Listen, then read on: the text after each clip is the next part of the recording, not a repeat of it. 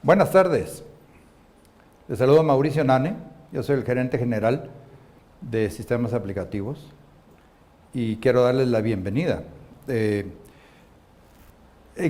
Hoy en la tarde vamos a platicar de la seguridad. No es un tema técnico. Creemos que vamos a poder convencerlos de que no es un tema técnico el día de hoy. Pero le queremos dar la bienvenida a todos y esperamos que sea de utilidad para ustedes la charla de hoy. Más adelantito les voy a presentar a quien estará conmigo en esta plática. Muchas gracias. SISAP, Sistemas Aplicativos.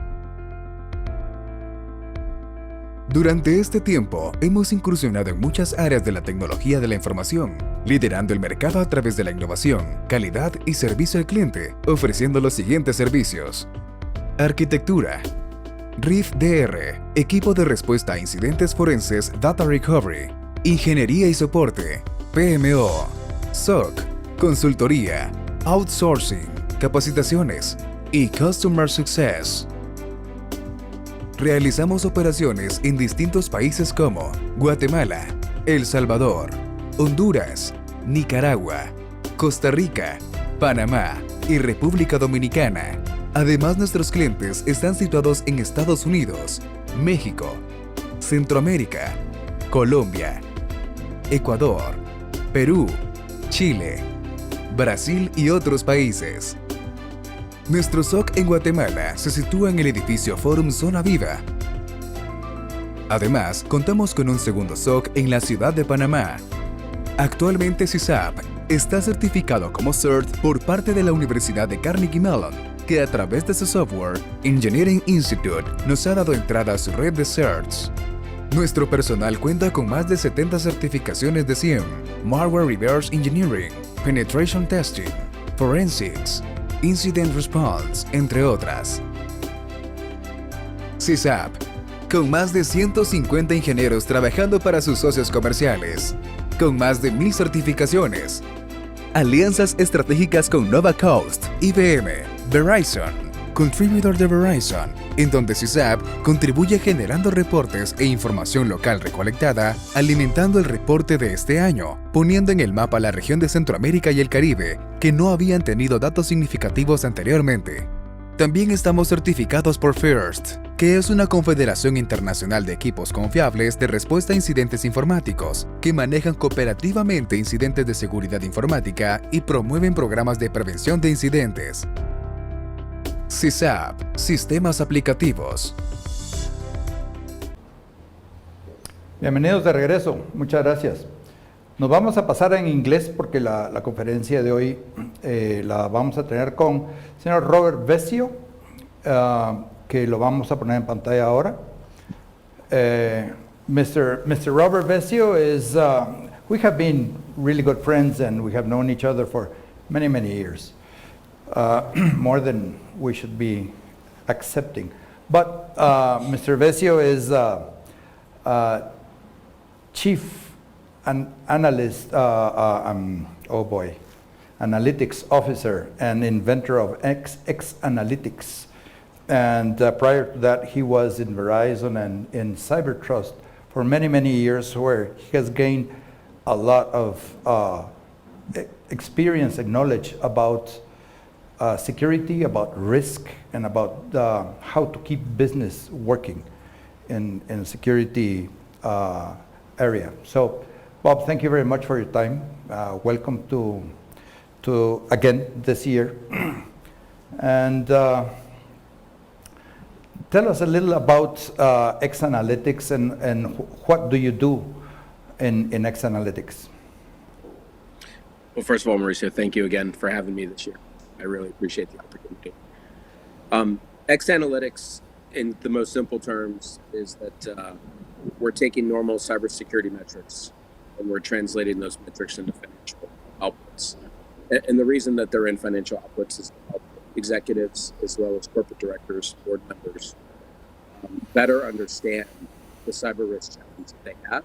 And if that challenge is outside of their risk tolerance, it gives them directions on how they can either mitigate or transfer that risk so that they can bring it into a tolerance level that is acceptable for the particular organization. We spend a lot of time ensuring that the inputs are matching the organizations that we serve. Then at the same time, they can rely on the outputs to make those critical risk-based decisions. Fantastic. So this takes us directly to the theme of today's conference. And the title of the conference is Security is Not a Technical Issue.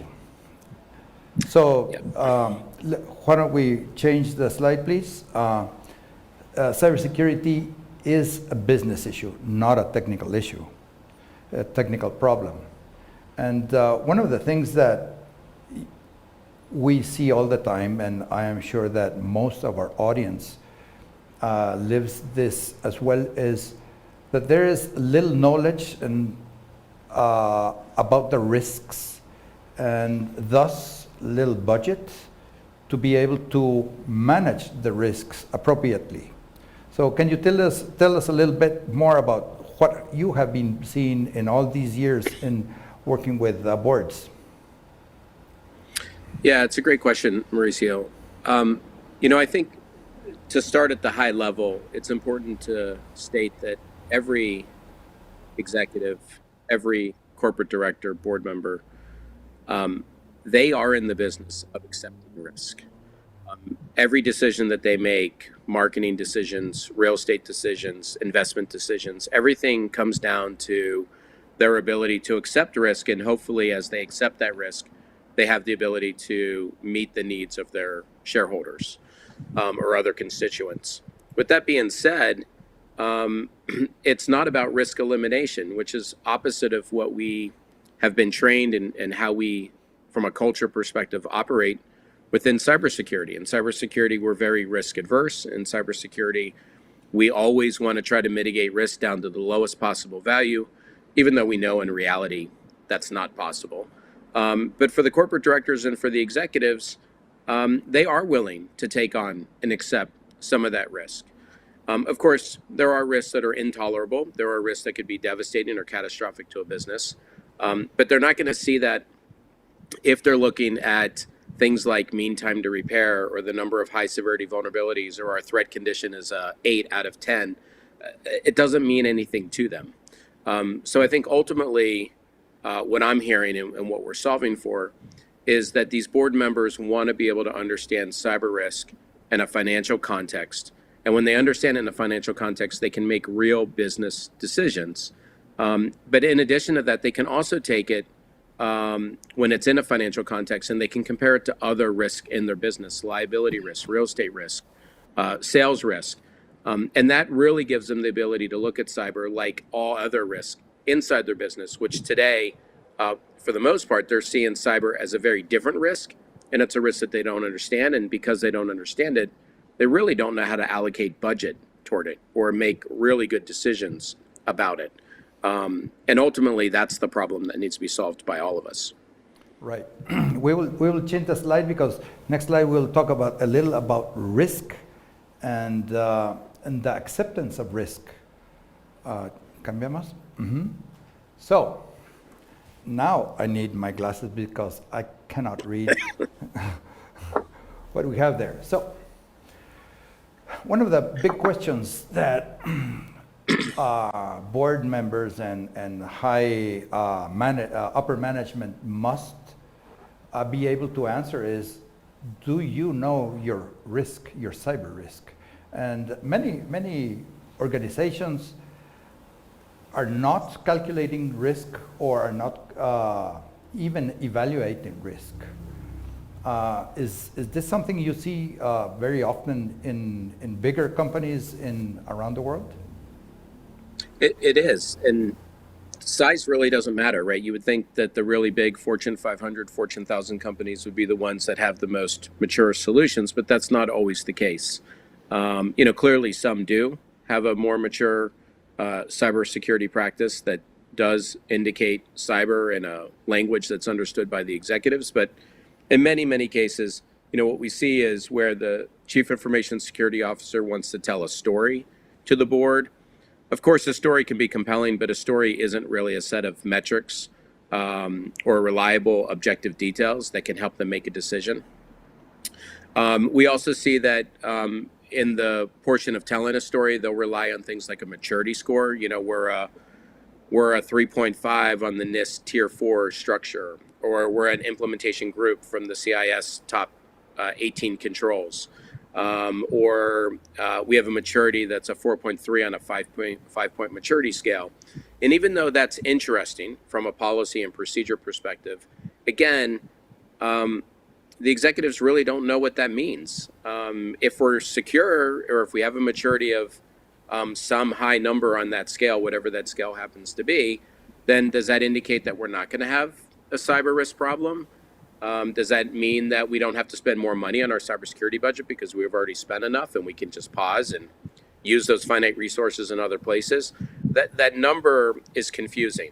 And we see that time and time again, Mauricio. Yeah, that's incredible because as companies depend more and more on technology and the impact that incident or a breach can have in their infrastructures can be devastating. And we have seen many companies have gigantic losses because they didn't do what was needed, but they didn't know how to measure that impact. And that takes us to the second line there, that many times we're talking about, can we tolerate this or that risk? But as a matter of fact, we should be talking about the impact tolerance, not the risk tolerance. Because risk is going to eventually have an impact. Yeah, I agree with that, Mauricio. You know, when you say risk, it's a bit of an arbitrary term. It can mean different things to different people. But when you say impact, everybody understands that impact is a result of financial damage.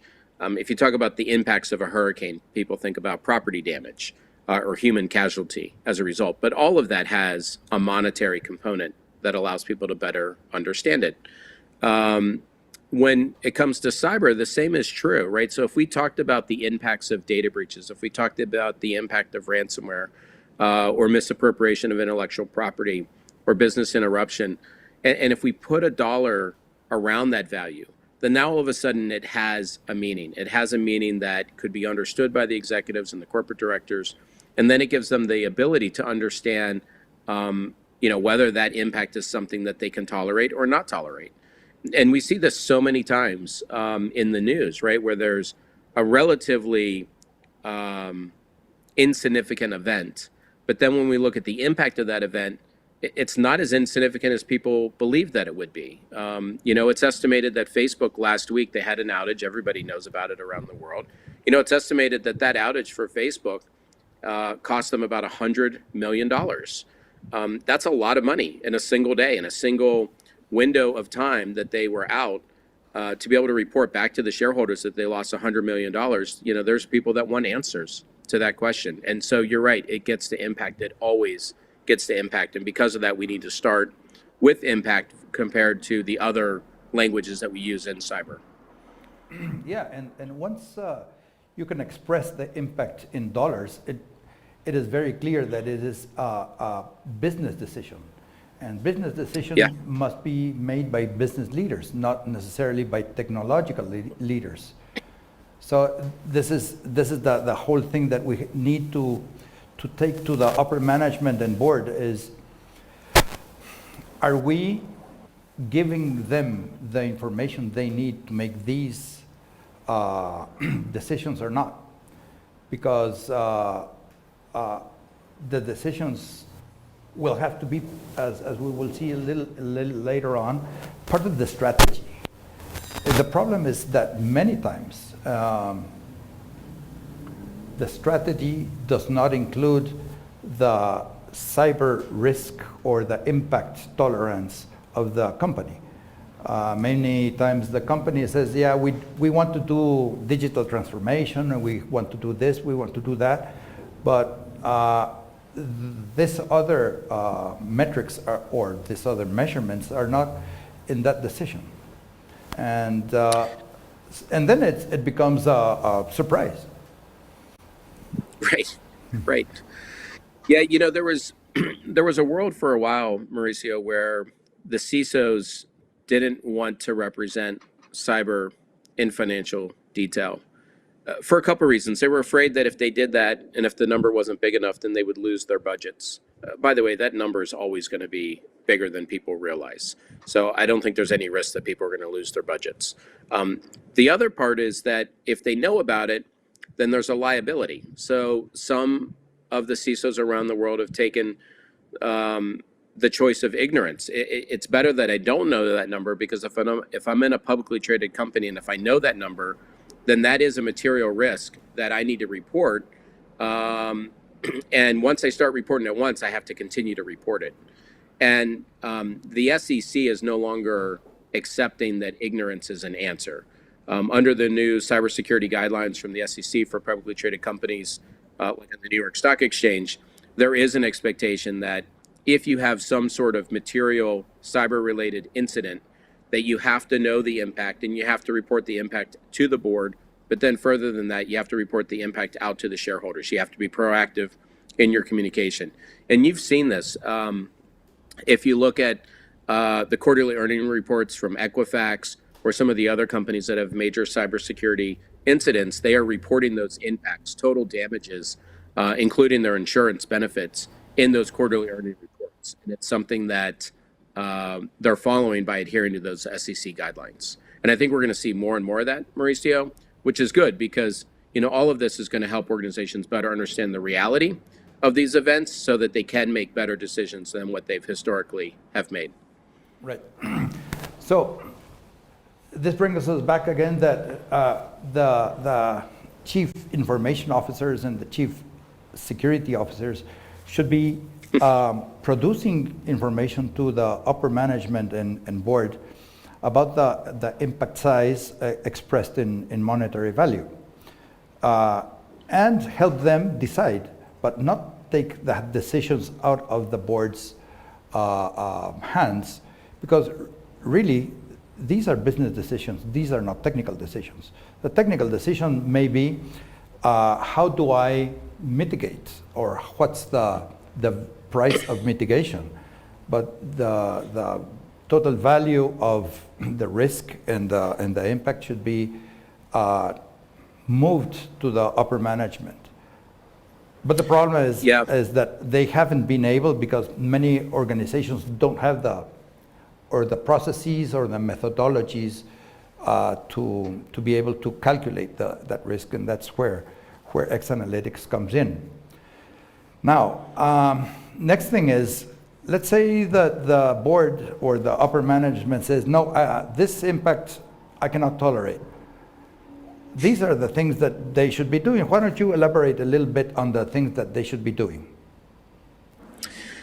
Yeah, I'll start with the tolerance too, Mauricio, just as a ratio. So, and then I'll get to the things just to help everybody better understand the landscape. In terms of deciding whether cyber is something that's in a range that's tolerable or intolerable, many organizations are using ratios. You hear about like PE ratios on publicly traded stocks. They use margin, which is really a ratio when they talk about the health of their business. But cyber could also be represented as a ratio. If you take all of the expected loss in cyber over total revenue, that figure, that ratio we call a loss ratio, can really help them understand whether cyber risk is something that they can tolerate or not. And that number is going to be unique and intimate to every organization that's out there. And a lot of it has dependencies on not only the revenue they make, but the margins that they operate within their business. So some companies may be able to accept a loss ratio that's 5% of revenue. In other cases, other organizations can't accept anything that's greater than 1% of revenue. But when they use that ratio and when they compare their expected loss due to cyber with that acceptable ratio value, then it allows them to make better decisions. In terms of making better decisions, one of the things that we do, Mauricio, is we take different technologies and we take the major control domains and we run those through what-if simulations, so that very easily they can see, wow, my total expected loss is 2%, loss ratio is 2% of revenue. That's an intolerable amount. I need to be less than 1%. And then very clearly they can see if I do these 5 control families and move those 5 control families from the current state to say 70% implementation or 80% implementation, then I can actually bring that loss ratio from 2% down to 1%. So it gives them a very clear answer. They know how to focus those finite resources. Now, when, just going back when you talked about the CISO, I really look at this the same as we look at plants and animals. There's a family, then you have a genus and you have a species. But I think the same could be looked at in terms of cyber. So if you think about the loss category, are we talking about data breach? Are we talking about ransomware? Are we talking about misappropriation? That's the family. The family is what the executives and the boards need to understand. So when they see that loss ratio, they can see which of those categories are most significant. And let's say it's ransomware. Because it's ransomware, they want to get ransomware under better control. They can see that there are certain things that could help them improve ransomware, like security awareness training to help reduce the amount of phishing. So they can give the stamp back to the CISO, we're giving you a clear pass, we're going to give you the budget to improve security awareness training. Now, once they do that, the actual mechanism of security awareness training, now we're getting down to the species, that's entirely up to the CISO of the organization, right? That's where they start to make their decision. And they may decide, we want to do mock phishing exercises to see if people are easily exploited through their email. But that's the level where the CISO really starts to become more tactical. But at the executive level, they just need to know where to focus. Where is our problem? And once they know what their problem is, then they can look at those major control domains. And once they know what those major control domains are, they can decide if that budget's going to be a positive or negative return on investment. Then the CISO can use that budget in a way that makes the most sense to the organization. I'll pause there, Mauricio, to see if that helped to set the landscape. Absolutely. Absolutely. So the things that normally are, we used to start the security, what do I do with risk? And we used to start with avoid it. And yeah, sure, we can avoid it, but otherwise we have to do things like mitigate and transfer. Yep. And transfer is not that big in Latin America yet, because this is insurance, right? Right, right. So we have started to get insurance, cyber insurance, and these in our space. But one of the problems is how to calculate how big of an insurance I need. And again, that's where you can help them. Tell me a little about that. Yeah, so there's a couple of things that we do on that front.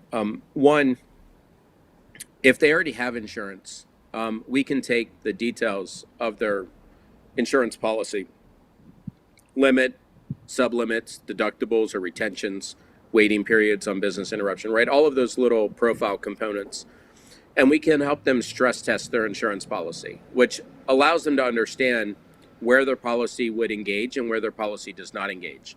And where it does engage, how much of that impact is actually covered by the policy. By the way, cyber insurance doesn't cover 100% of the impact in any of the cases. So there's always an element that's left over for the organization to absorb or basically to take on the chin. But with that being said, they can see when they're stress testing, they can see, wow, that insurance policy I've had for the last 3 years really isn't all that great. If we had a significant event, it may only pay out 5% of total impact, which if you're buying insurance to pay out 5% of total impact, that's probably not a great investment. Right. I would be really upset if I totaled my car and it paid 5% of my car, as an example. Right. The other thing that we do is that if they don't have insurance, then based on where they do have expected loss, again, getting into the key categories, data breach, ransomware, business interruption, et cetera, they now know how to talk to their broker about which insurance components align to those loss categories. And they're not the same, right? So data privacy, insurance components cover things like a data breach. But if you have business interruption, that covers business interruption damage, which is always different than data privacy. But it also is a part of ransomware, because ransomware is a business interruption event. So Business interruption is very critical. Facebook, by the way, hopefully they had some sort of business interruption coverage for their event right last week. In addition to that, if it's something like ransomware, then you need to have cyber extortion coverage, which is beyond data privacy and beyond business interruption. So understanding those loss categories and aligning those loss categories to insurance components is a really critical step. The second step is to make sure that they are requesting the right limit. Now, this is something, again, that's very intimate to every organization. They have to decide where they're going to buy insurance and how far they go with that insurance. Now, a lot of times the underwriters don't want to take on a lot of high probability risk. So they may decide to eliminate risk by using things like waiting periods. Like in business interruption, they can indicate a waiting period of 8 hours, which means that anything that's less than 8 hours is not covered by the insurance policy. So that's their technique to eliminate the high probability events. But once that's decided, then how far do you want to go? Do you want to deal with a business interruption event that's beyond 8 hours, but up to 24 hours, 48 hours, up to 2 weeks, a month, 2 months? That is the other part of the decision that has to be made. So what we do is we show the impact and the probability for each of those loss categories for all possible scenarios, and it allows them to decide how far they want to take that limit. Many of our customers do not want to insure anything that is less than 0.05% probability, because you're really getting into a very improbable figure. And spending money on insuring something that's so improbable is probably going to be an upside down return on investment. On the other hand, those things that are beyond the retention and beyond that waiting period, up to 0.05% probability, could end up being a really, really beneficial investment. Again, Mauricio, I'll pause and pass it back to you. Okay, yeah, thank you. And that's great, because definitely when you're not used to buy something, you don't have all the experience, it's very difficult to make a intelligent decision. For example, if I went now to try to buy a cyber insurance, all these things that you mentioned, if I don't have them at hand, I possibly will buy the incorrect insurance, and possibly will be paying, or maybe overpaying, or maybe getting underinsured. So it's very important. Yeah, and the market's interesting to that point, Mauricio. With insurance, and I know that it's not as big in Latin America as it's here in the United States or Europe, but the conversation is really controlled by the broker, the insurance broker. I mean, that's their job, right? Their job is to shop and get the right policy for the customer. But I think it's important to understand that the brokers don't get paid until you buy a policy. So the brokers want to operate as efficiently as they can. Now, if you're a big company like Verizon and you're buying a really, really big policy, they're going to spend a lot of time with you because the commission on that policy is very beneficial to them. But on the other hand, if you're making less than $1 billion in revenue, they want to get in and out as fast as possible in that engagement and move on to the next customer. So you're right, a lot of times they control that dialogue just so that they can close a deal and move on to the next customer because they don't get paid otherwise. And it is our responsibility, right, as leaders in companies, to make sure that we are buying the right policy for our particular business and not let the broker entirely control that conversation, because we all have different incentives, and our incentive is to protect the organization. Their incentive is to make a commission and move on to the next organization. So that's something that everybody needs to understand as they go into that insurance buying decision process. Great, yeah, thanks. That's very enlightening, and yeah, it works exactly like like you're describing. So going back to what can we do about the how to tolerate or how to reduce the risk or the impact. What are other things have you seen recently? You told me one of the things that I wasn't expecting is close one of the operations. Tell me a little about that. Yeah, again, from a traditional sense, we think about cyber risk, and our first instinct as cybersecurity practitioners is to mitigate, right? It's always mitigate, patch vulnerabilities, close ports, deploy least privilege, whatever the answer happens to be. But there is a reality that when organizations look at, again, those loss ratios or their financial impact due to cyber, and they start to compare it across all of their different business units or product lines, they can start to see that, maybe there's certain products that aren't generating a lot of revenue for them, or certain business groups that aren't generating a lot of revenue, but carry a lot of cyber risk. And maybe they carry other types of risk beyond cyber as well.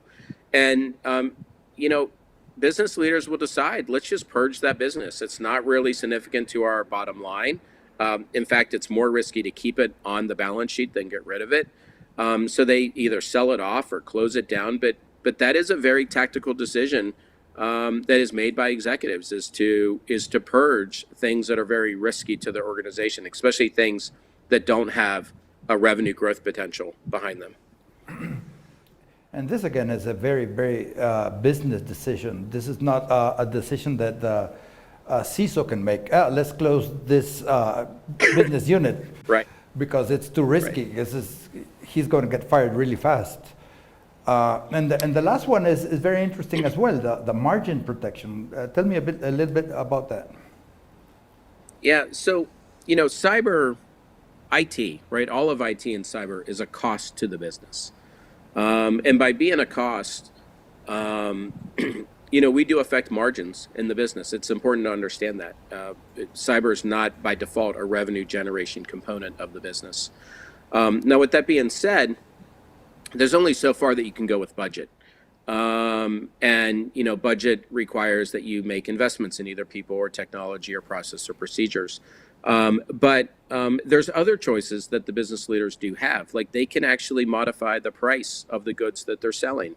Here in the United States, we have a lot of big box retail stores like Target and Walmart.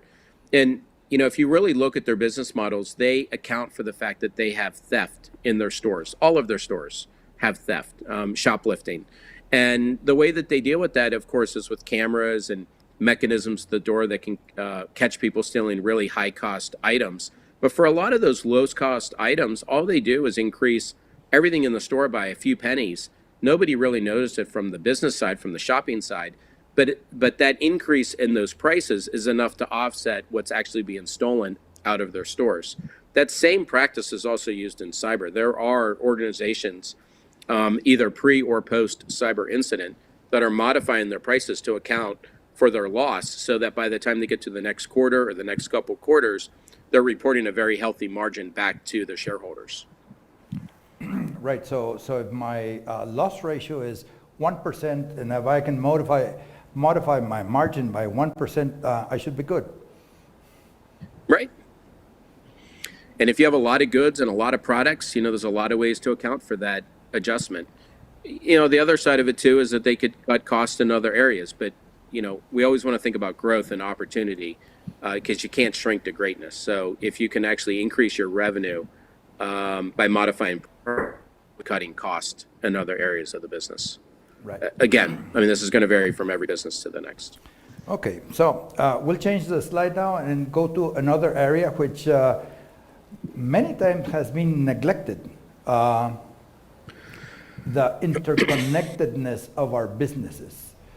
Of course, during the pandemic, this has been accelerating really fast, and we are more and more dependent on technology. And technology is not only provided by the company that sells you the computer. It's a lot of interconnected things that makes this conference and any other business process possible.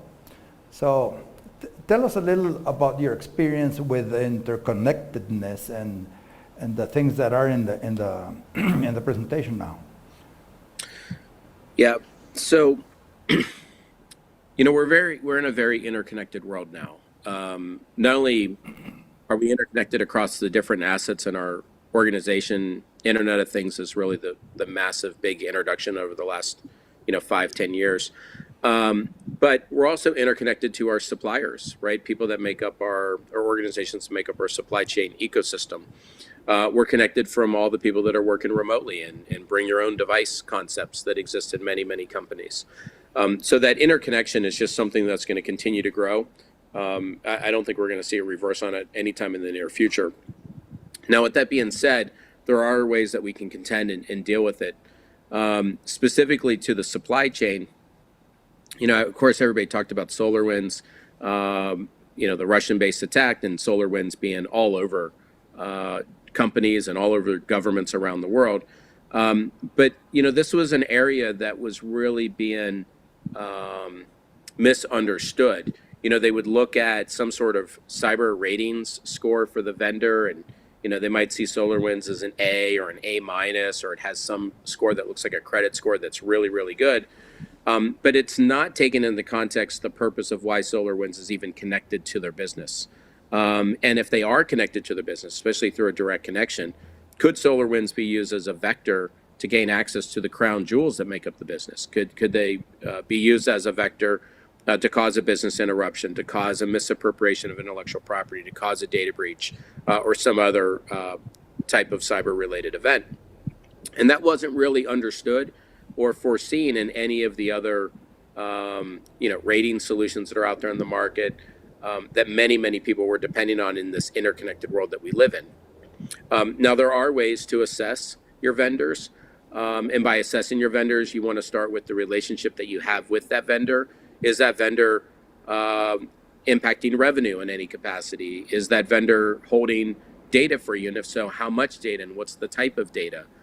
Does that vendor have dedicated resources assigned to your particular business? If so, how many? Is that vendor a web application or a SaaS-based service or a platform as a service? All of those things are really important so that you can better understand the relationship that you have with the vendor and what that means back in financial terms. So if that vendor were to have a cyber incident, is that affecting your organization by a few $100s, a few $1,000s, a few $1 million, hundreds of millions of dollars? These are all really, really good questions to ask. And by the way, if you look at the most significant event in this interconnected world, you don't have to look any farther than Facebook. I know I've mentioned Facebook now quite a few times, but if you go back a few years ago, Facebook was using a third party, an analytics company, to make decisions regarding the data that they had. It was a misuse circumstance. It wasn't malice. It was purely based on misuse. But this particular analytics firm misused the data. The data included a lot of minors, so people under the age of 18. And the Federal Trade Commission here in the United States gave them a $5 billion fine. It's the largest FTC violation related to cyber to Facebook to pay. So, these interconnected circumstances get directly back into your statement earlier, Mauricio, about impact, and that impact can be very, very significant. Great. Yeah, that's incredible. And many companies and many people are hesitant to do more and more business in the cloud, whatever that means to anybody, because of this interconnectedness, and we start losing control over the different parts of our business and giving that control to third parties. For example, only in this conference, we're using many providers of service to get the conference to people all over the countries where we are. So even in small things like this, and in big things like I want to run my bank completely in the cloud, in different areas of the cloud, you start trusting third parties, and the third parties have their own third parties providing services. For example, the DNS problems that a couple of years ago that was this attack. So it is getting really complicated, and also how we develop software now. APIs are all over the place. This statistic that I read today is 80% of all internet traffic is related to APIs. And many times we do not have an idea of these APIs are trustworthy. And the companies that are producing them are trustworthy, and they're keeping good tabs of their security practices. So not only the services that we procure, but the components of our software is being in a big web of different providers. Are you seeing a lot of problems with APIs in your customers? It's coming up. Again, I think this is a bit of a blind spot, Mauricio. I don't think a lot of people are really monitoring what's moving through those APIs and what the result is. So, part of it, I think, is the fact that we just don't know, right, ultimately, as an answer. But it absolutely, everything you said, it's absolutely true. It is another vector. It's another way in which data is moving in and out of organizations. And I don't think a lot of folks even know in the relationship they have with their vendor exactly how that data can be used and what the responsibility of the vendor is to protect that data. So I think those are all really, really good questions. Not to mention that APIs also can serve as a vector. So if an attacker wanted to use an API as a mechanism to get inside an organization, it is another vector that could be exploited. Now, with all that being said, I do think that there is, for quite some time moving forward, there's going to be a shift to continue to move more and more things into the cloud. I don't think that's going to take a reverse trend anytime in the near future, or if ever. And the reason for that is that, again, it's getting down to a business decision. It's very expensive to pay staff, and it's very expensive to have on-prem resources. And if you can move those resources into a cloud environment, and if it's a cloud environment that's scalable when you need the scale, or if it's mirrored across different parts of the world, then it gives you the ability to really operate in a much more dynamic fashion with single points of failure, or I should say without single points of failure. And those end up all being really good decisions by the executives, right, on moving their business into the future.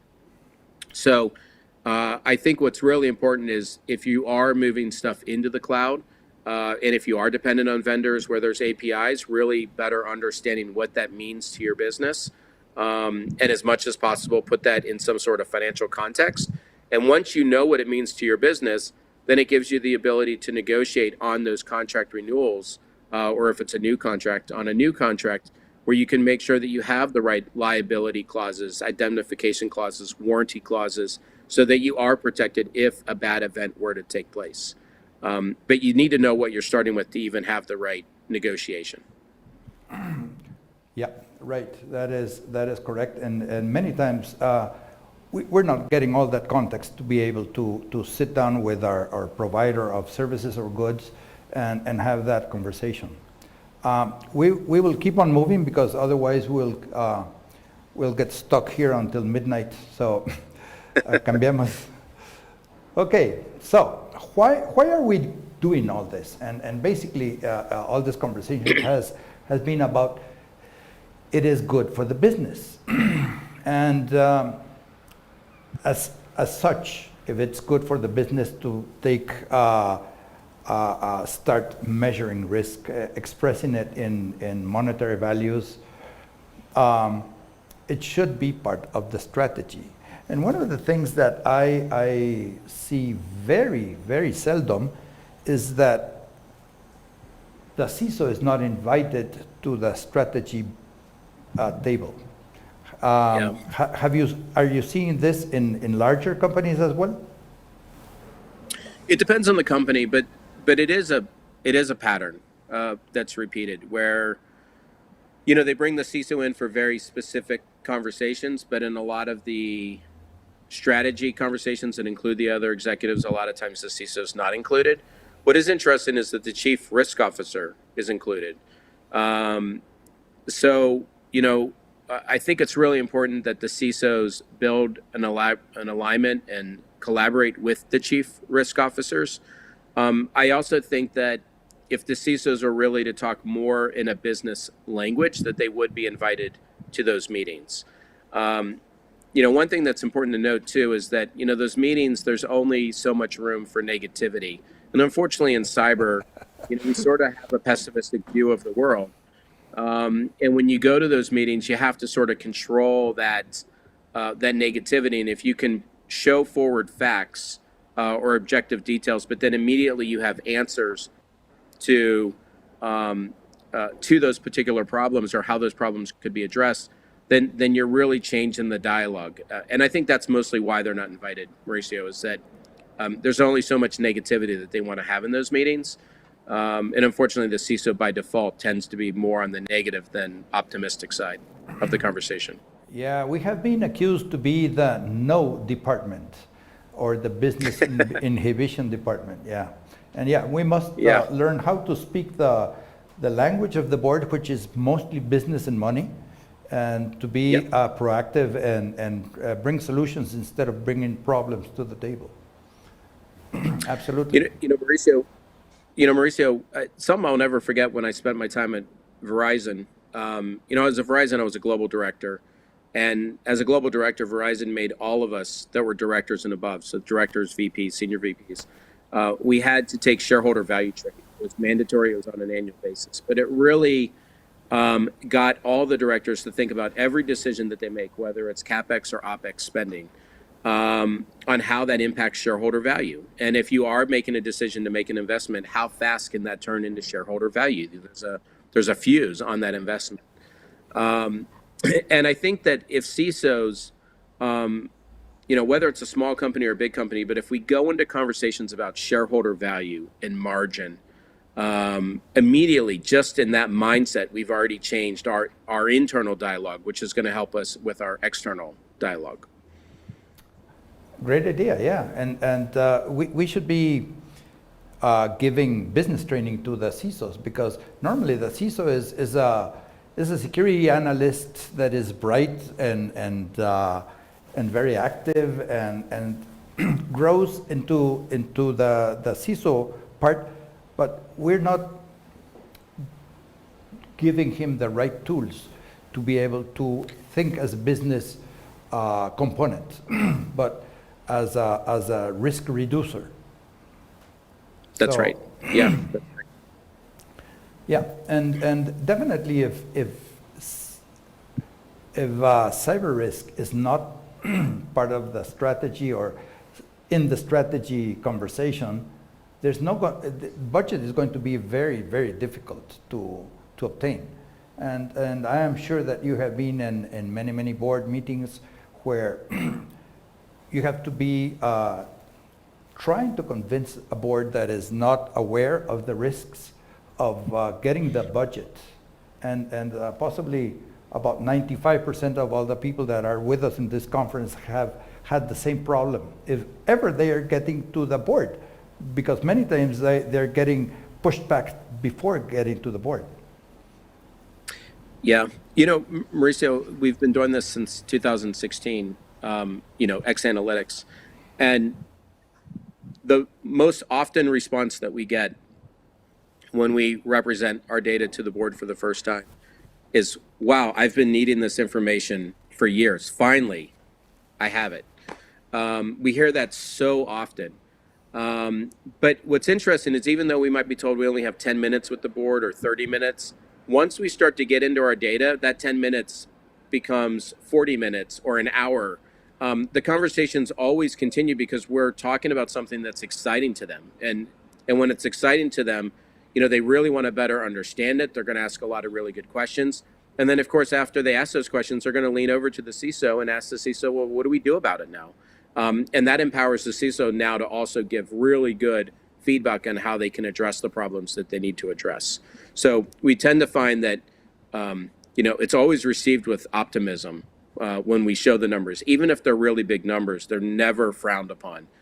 They're just glad that they finally can see the data in a financial context.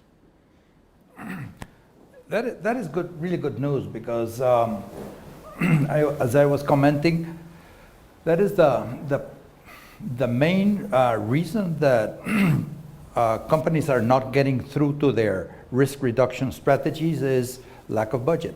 And lack of budget is basically you didn't convince the owner of the checkbook to give you budget. Yeah. Right. Fantastic. Now there's a couple of things there that possibly are out of the order right now, but I wanted to to bring this to the conversation because we're seeing that many organizations are doing the whole risk and security thing backwards, and many are beginning with testing. And I even made a presentation trying to convince people that pen testing is a fantastic tool, but it's not your first tool. It should be your last tool.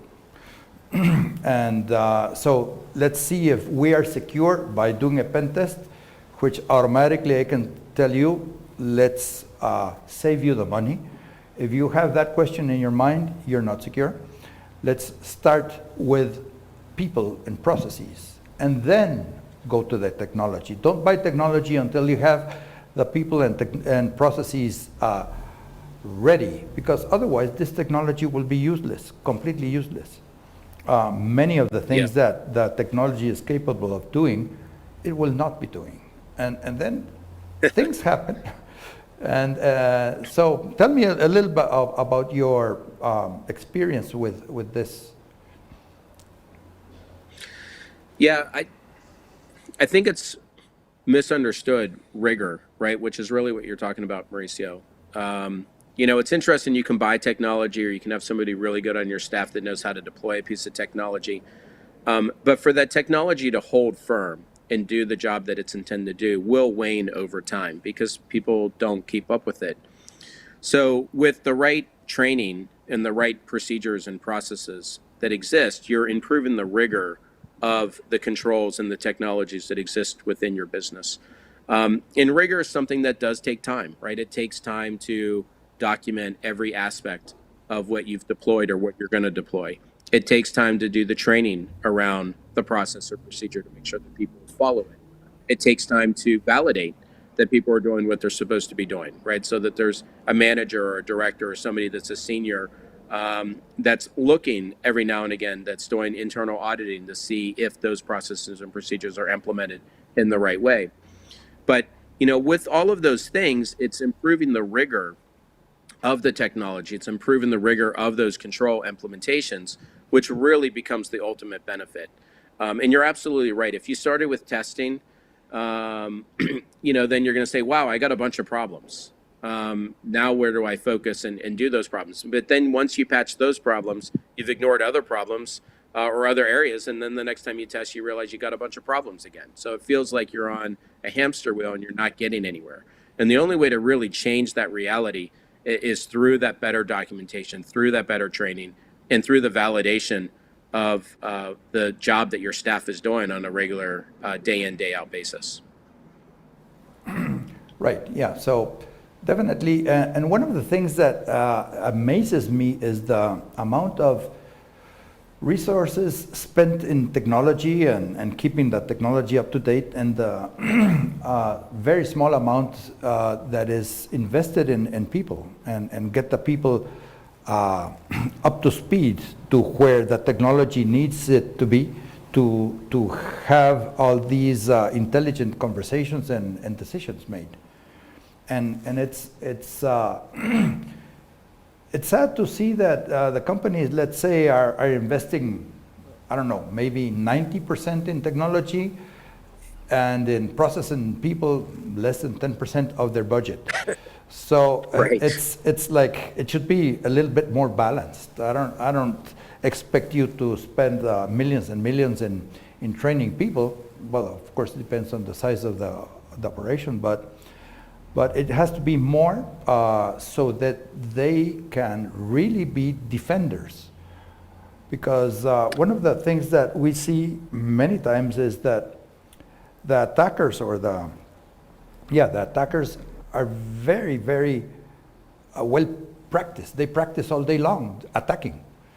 And how many hours a week, a month, do we invest in defending? Very little. We're doing a lot of things to make sure that the walls are up, but we're not actively defending.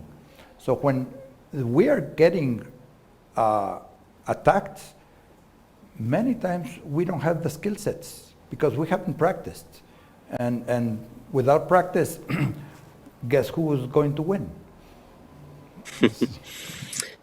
Yeah, Mauricio, I think this gets into a culture perspective, right? If you think about the companies that people love around the world, or companies that are really successful, they tend to have really good culture. Um, there's a few exceptions to that statement, but they tend to have a really good culture. And that culture always starts with the people and ends with the people of the business. They are the ones that bring forward that culture.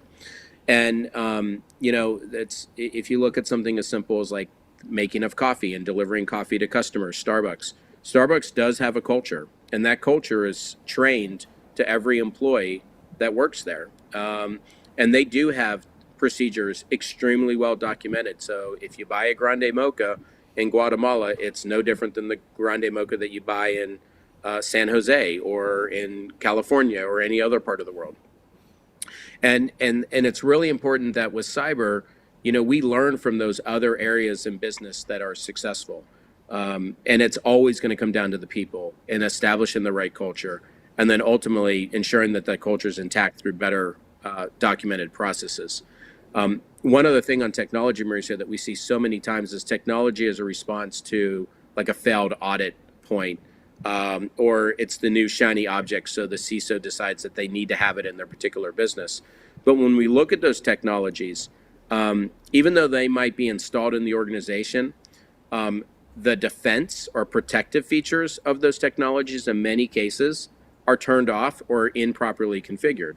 So even though there's a great CrowdStrike device or name your technology that's sitting in the organization, it's not really in protect mode. It may be in detect mode, but it's not in that protect mode. So you really have to start asking yourself the question, did I really even get my investment on that piece of technology? And again, if you had better people and processes, better culture, then hopefully those technologies would be installed in the right way and maintain that right configuration over time. Right. So we'll go, we'll keep on going, and we're going to talk about how it has evolved from good practices and compliance. And this is a chicken and egg question. Good practices and compliance. And my response to that is compliance is the way the governments let's keep with governments, make sure that people are doing good practices. But definitely good practices and compliance look the same, but they're not the same, definitely. And the idea in compliance is that make sure that the people are doing the practices. But if you're doing the practice just to get a check in the box, is it really helpful or not? So what could you comment about that? Well, I think there are certain industry verticals where compliance is mandatory, right? Financial services, healthcare. Right. Again, it depends where you operate in the world. If you're in Brazil, there's a data privacy regulation you have to adhere to. If you're in Europe, GDPR. California, right? The California cyber laws. So, it is really important that you do put compliance in its context that it exists in, but compliance in itself is not everything. There are gaps in every compliance standard, and a lot of the compliance standards that do exist were mainly there for data breach related events. They don't really exist in the capacity of business interruption or theft of intellectual property or theft of funds, like through SWIFT banking fraud and other things. And so it is important to understand that compliance usually only goes but so far. And it's your good practices and other security frameworks that exist that allow you to go beyond the purpose or context of compliance. And then for the companies that are not heavily regulated, or the industries that aren't heavily regulated, then your sole thing is good practices because you don't have a compliance mandate that you're adhering to. Right. With those good practices, though, I think it's really important that you understand which of those practices are applicable to your business. Again, not every business is the same. So if you're a manufacturer, you need to have good practices around ICS and SCADA. If you're a healthcare company, you need to have good practices around healthcare devices and the protection of healthcare data. So I think it's really important to make sure that those practices aren't just adopted from a general perspective, but also aligned to the profile of that particular business. Right. So from good practices, supposing that we are doing them because they're good for the business, and of course, and I think compliance should be like a sub-product of good practices. If I'm making my thing really good, compliance should not be an issue. It should be just a report to someone because I'm doing the things that I should be doing and possibly more. But then we go to after that, many of our organizations went to de-risk, reduce the risk as much as possible. And it's good as long as it's business driven. And then we go to the what we should be doing very profoundly is enabling the business. So all our businesses and all our organizations are trying to go as fast as possible to this digital transformation. And everybody wants to be the next, I don't know, the next Uber or the next something with this digital transformation. It is fantastic. And the good practices in security should be the enabler of these digital transformations. I cannot see any digital transformation that is going to be successful if it's not secure. Tell me what you think about that. Yeah, I agree with you, Mauricio. And I know we were just recently joking about, the term shift left. I mean, that is where shift has a place, right? It's about putting security into your products and technologies early versus later. Which is, by the way, something that Microsoft talked about through the security development lifecycle going back. I don't know, Mauricio, I think the first time we talked about this was in, 2007 or something. It goes way back.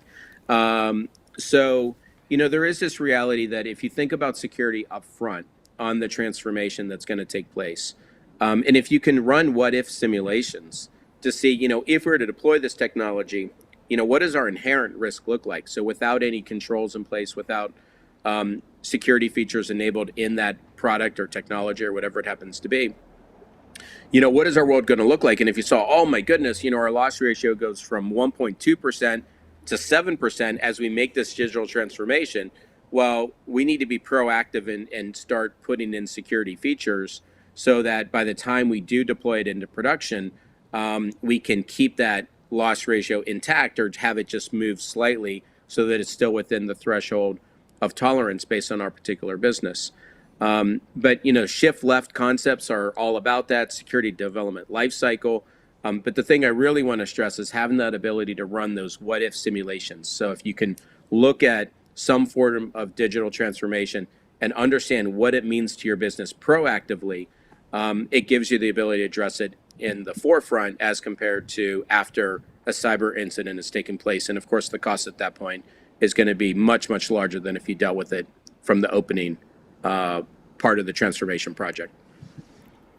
Yeah, great. Yeah. And yeah, we were joking about the shift left. Yeah, definitely if we have security and risk from the conception of the projects to their completion, it's going to be much more easier to to manage that risk instead of trying to tag on or paste in security features and devices. So, and what the last thing that we should be, or the last thing the thing that we should be trying to achieve is operation resiliency. So, since our organizations are going to be more and more dependent on technologies and the cloud and everything else, what we should be looking at is how to be resilient operationally. Let's change the slide, and this is like a roadmap for resiliency. So let's start out with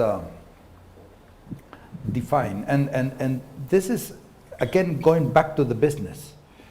What are the business services that we're going to be providing, and what are the economic functions of these services that we're going to be providing, and define them and and uh, make the, thinking in Spanish, trying to translate, and it's getting more complex because my brain is running out of batteries. Trying to assign the values of these business services and economic functions so that we can continue down and decide these functions and services are going to be the heart of my company. And this is how we're going to do our business. And then evaluate your risk. So let's stay in the first one. Do you see that companies are sitting down and defining these functions and services as part of their risk, cyber risk resiliency? Or are they just trying to do something that's already created and make it secure? I don't know if the question...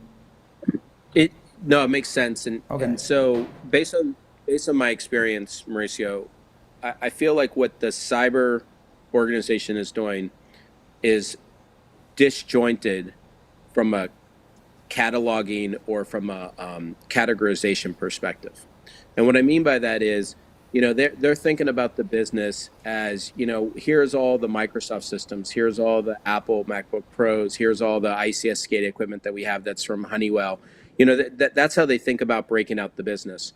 But when you go to the business leaders, there's business leaders already at the financial level, right, for their financial reporting.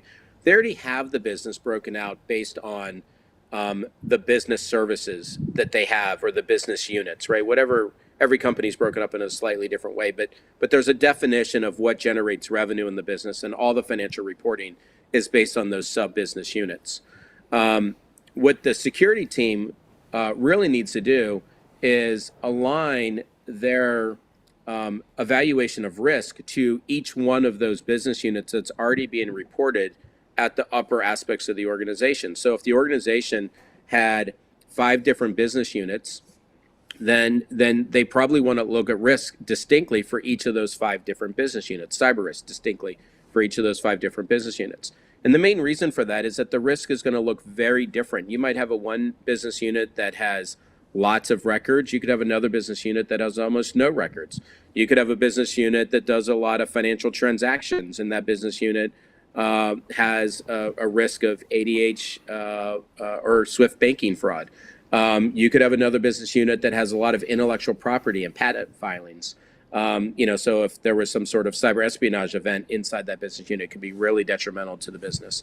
But each one of those profiles then takes on a different set of answers, a different set of responses, a different set of tolerance levels.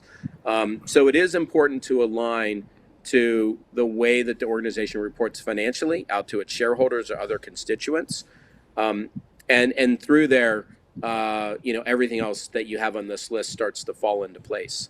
One thing I do want to emphasize here, Mauricio, is that, we do a lot of work in financial services. And we work with companies that make up what we call the core infrastructure of financial services, almost where they're like a financial services utility here in the United States, but they also serve functions for other parts of the world as well. Your clearing organizations are a great example. When you look at a company that has a clearing organization where they're clearing those financial contracts through the New York Stock Exchange on a daily basis, and by the way, they may be clearing 30 million financial contracts every single day, the amount of risk that exists in that particular service, that service that's clearing those financial contracts, is very different than other risks that could exist in that business. In fact, when we break out the micro threat verticals for those services, we start to see things where, crimeware is not the major problem. It's not web application attacks. It's human error. Human error starts to rise to the top as the most significant threat. And the way that you're addressing crimeware or the way that you're addressing web application attacks may be very distracting when ultimately you need to be setting better controls against human error. And if you didn't know that, then you're just misplacing your investment in that particular service of the business. Again, Mauricio, I'll pause and pass it back to you. Okay. Yeah, thanks. Very, very interesting. Yeah, and definitely we need to again get our security people, our CISOs, on board with the business and understand the business and where the margins are being created. And then, of course, we have to evaluate the risks of all these different business units and understand the different threats, as you were explaining, that every business unit has possibly different threats. And once you understand that, you want to see how vulnerable or what your posture is against those threats. May it be human error or ransomware or whatever. So once you understand the threats, you understand where you are and how vulnerable you are, you set the impact tolerance. And we're back to the beginning.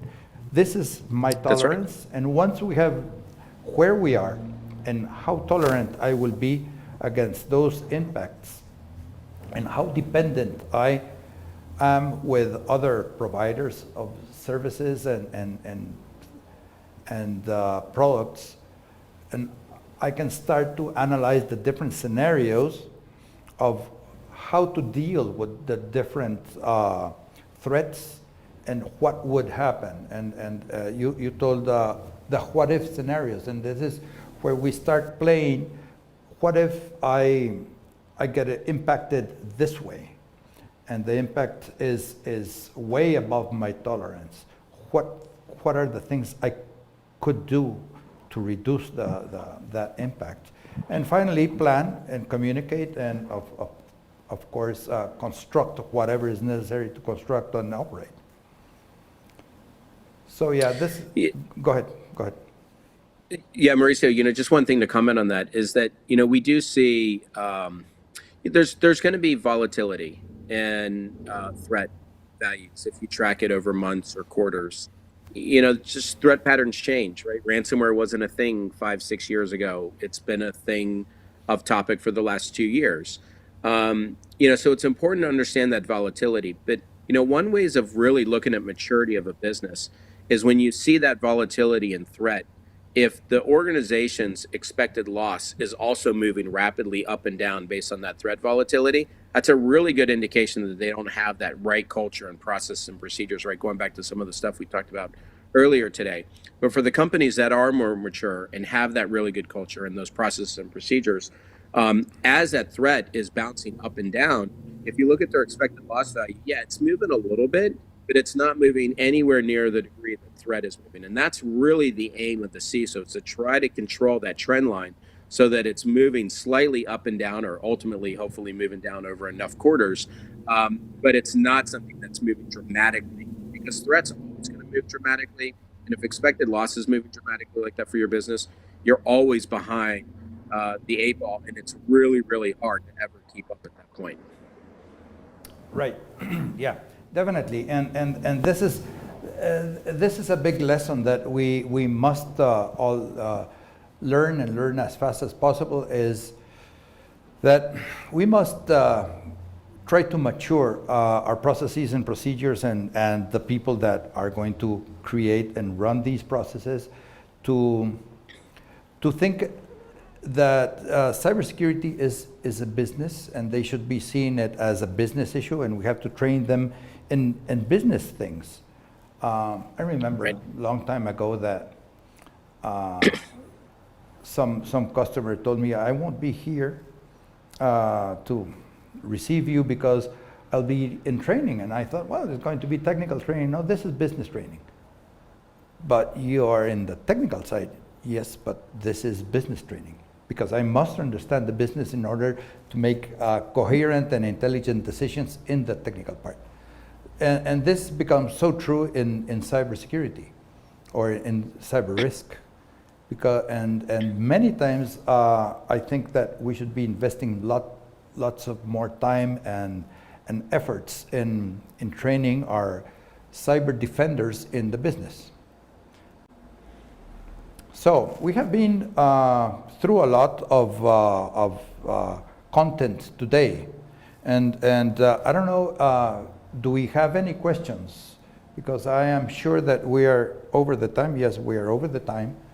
And and it has been really, really good to have this conversation, these many conversations, because this is very big and wide things that we have been talking about. Ana Lucia, are you there? Do you have any questions? No questions. This is okay. We can stay here a couple of seconds to see if there's any questions coming in through the wire to see if we can answer them. No, there's no questions. So I think we bored them to death. Many. It might. Right. So, okay. Bob, I want to thank you very, very much for your time, for sharing your experience and your knowledge with us. And I certainly look forward to having a next conversation with you. I appreciate your time, and thank you very, very much. Thank you, sir. I appreciate it as well. Thank you, Maurice. Thank you. A todos nuestros invitados, muchísimas gracias por estar con nosotros esta noche o esta tarde. Si tienen preguntas adicionales, por favor, mándennoslas y las contestaremos tan pronto como las vayamos recibiendo. Y les agradecemos mucho su tiempo y el esfuerzo de estar aquí con nosotros. Así que pasen buena noche y muchísimas gracias. Thank you, Bob. Have a great night. Thank you. You too. Bye-bye.